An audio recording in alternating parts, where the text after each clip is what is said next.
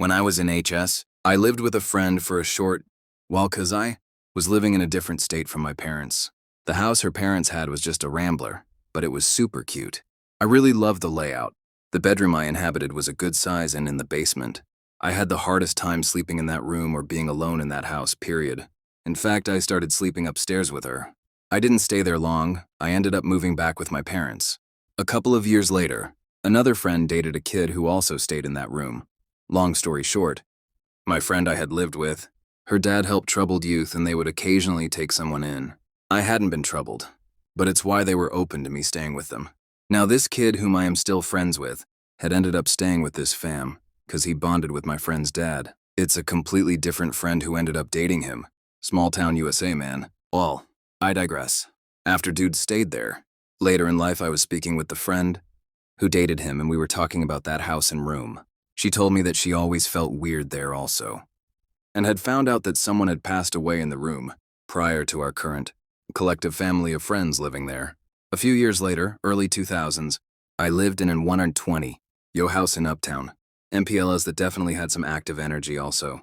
Again, I never saw anything the way we think one would see a ghost, but I hated being alone in that apartment, and in the year we lived there, I was only home alone 2x that I know of.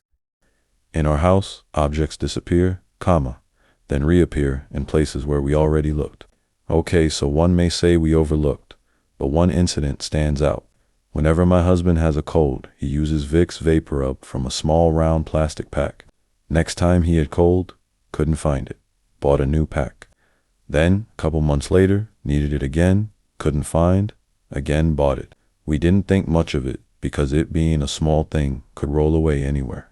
So every time we got a new pack, then came winter. We opened our bed box, in which we store our thick quilts to take them out and sun them. And there, inside the bed box, were 3 packs of Vicks. The lidded bed box fits well without a chink left, and over it lies a heavy mattress on which we sleep. There are no children or visitors in our house. There was no explanation. We were in grade 12 summer, probably 15 years ago, evening. After a few drinks in a friend's garage, we began talking about Fort San, an old place where sick people stayed long ago. People said it was haunted, but some of us didn't believe it. To prove who was right, we decided to check it out for ourselves. We drove for 45 minutes to get there. The place looked old and empty, with a big fence around it. We found a way in, through a dry riverbed, and climbed up the fire. Escaped to the top floor, then pulled some wood off a window on the top floor to get inside. The top floor, I honestly can't remember how many stories the building was, 3 or 4. We checked out seemed normal after it was decommissioned as a hospital. It was used for conferences, and people could stay in the rooms. The first few floors had nothing, just old beds and rooms that were emptied or gone through.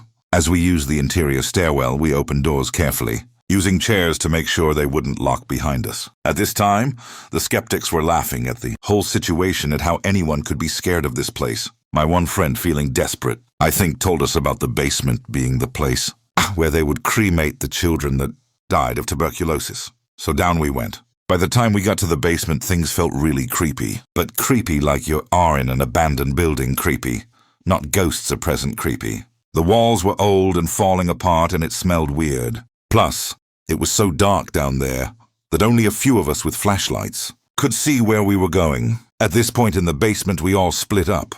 In one room, we found a strange tunnel-like opening in the wall, just large enough to crouch in. You wouldn't have to crawl to get through this tunnel, but you couldn't stand upright either.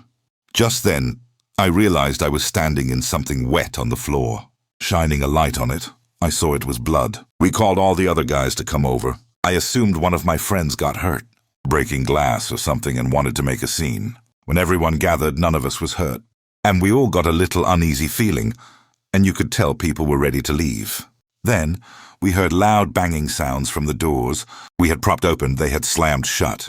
And looking down the tunnel, we saw moving shadows. We debate to this day what we saw, but it looked like kids' shadows, running past the opening at the far end. Freaked out, we ran to get out. We were able to get up the stairs to the main floor, because we didn't go through any doors. But the chair we put in front of the other door was gone, and the door was shut tight. We found a window, kicked out the wood covering it, and ran to our car as fast as we could. To this day, my friends and I can't agree on what happened. Some think someone was hiding in there, playing tricks on us. but none of us were about to go back and find out. I saw a ghost when I was 10. The best part was my mom had been seeing him. He was a little blonde boy about my age. At night when I was sleeping. We had moved into a new house and my mom was a night owl. She had been seeing this little boy running in the room, behind her via a reflection in a window. Every time she got up thinking I had snuck out of bed and no one was there. So she knew 100% something was in the house after I saw him. I was playing Sega Genesis on a rainy Saturday morning. I had been seeing something out of my peripheral vision, but kept missing it. Then out of nowhere, there was a 10-year-old boy, sitting crisscross applesauce with his head on his hands smiling. He was almost transparent. Well, that's the closest word that comes close to describing how he looked. Now I would say he looked out of phase. Either way, I knew something was not right. I almost had a heart attack. I screamed and hid my head in the clean clothes in the laundry basket.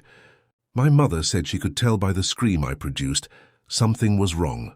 I was horrified to say the least. I think the house has a thin spot between dimensions. My mother was cleaning the house one day and she had a crazy experience. She looked up while vacuuming and the house was different. Different smell, different walls. She froze and started to panic, and she just had the thought to walk backwards. So she walked backwards and everything went back to normal. I believe I've experienced things that I couldn't exactly explain. So at my mom's house, for example, we kept a journal on a desk that we'd write down occurrences. A story told to me was one summer when I went to my dad's house in another state. The neighbor had asked my mom one day in passing when my brother and I had got home.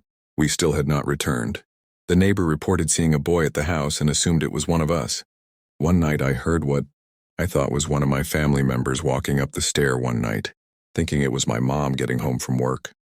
I go to the stairs to find no one moving about the house. One Sunday I got home from a weekend away. My room was down the hallway on the right and my parents' room is the one at the end. It's really just a longer landing and all rooms are close to the stairs. I was carrying my things to my room and thought I had just missed my stepdad walking into his room because I thought I saw a shoulder and arm pass his doorway. I went to talk to him and no one was in their room. My son, when he was really little, was in one of the rooms playing at my mom's house and he started freaking out and was scared of the man in the corner. These are just a few things that are odd and affirm my belief in paranormal, but I can also see and agree how much of it can be met with skepticism. I don't have explanations for a lot of it, but I grew up in a household that believe in paranormal and my parents have done amateur ghost investigating throughout the state. A lot of the TV stuff I find interesting because I think many places do have some sort of energy, but find it hard to believe that they are 100% successful at finding some type of activity. A lot of stuff I think is staged for views. I had lot supernatural experience in my life. The majority I cannot prove, so it can be dismissed easily, but one major event that cannot be denied happened to me when I was around 17, a second freaky one. That also happened, but no proof. Like the other, but won't share also. The first was, we got into a wreck with a lady running a stop sign. She tailspinned our car and I would have random minor blackouts for a few months. It gone now. I got up off the couch to do something outside. I walked down the hall past a bedroom and bathroom. My mother, sister and her friend were in there doing makeup with the door open. I saw them all. As I opened the back door to go outside, I started blacking out. The outside had a 3-step walkway down in gravel ground. As everything was going black and I watched as the step come closer to my face, everything stopped and pulled backwards. I felt myself hit the back wall and everything went black. I awoke with my mother with drool coming out her mouth. Screaming my name, I was gross out, told her get out my face. They said all they heard was me hitting the wall and did not know what happened. I had a small bruise mark on my shoulder as if something grabbed me, but nothing beyond that. The second event was me and my friend staying in a small camper playing video games.